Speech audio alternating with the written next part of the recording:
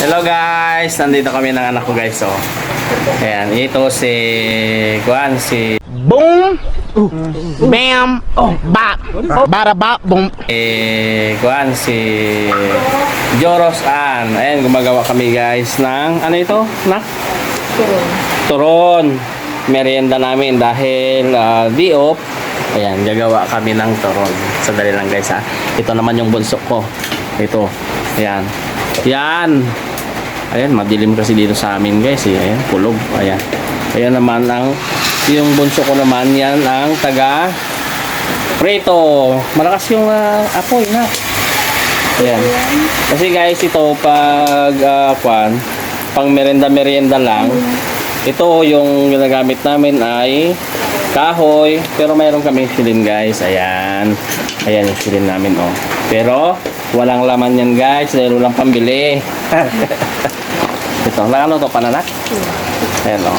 Pero nasunog na ata. Damn! Ano yan, cupcake? Hindi, maruya. Maroya. Ayan guys. Ito kasi mahilig tong bunso ko. Ito. Yan. Madilim talaga dito sa amin guys kasi malakas ang ulan. Ayan o. Ito. Ito naman sa bahay guys. So. Ayan. Hindi naman nila ititinda yan guys eh. Pang merienda lang dito sa bahay. Habang ayan, yan yung isa kong, yan yung panganay kong tamad. Salita po ako. Ano gusto mo sabihin? Ako ang mapasama dito! Yan. Oh, pero naglaba yan. Yan guys, dito tayo. Ganda naman ang pagkabalot niyan, Ann. Wala ayong pangit ng rapper. Ha? Tingnan nga. Ang rapper. Akala ko pangit yung nagbabalot.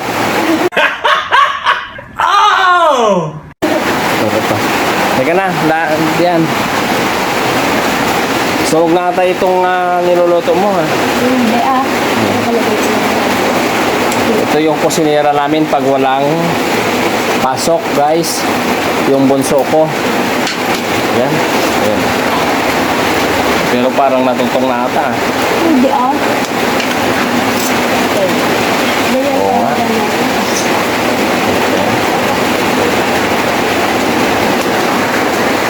Sige guys, salamat.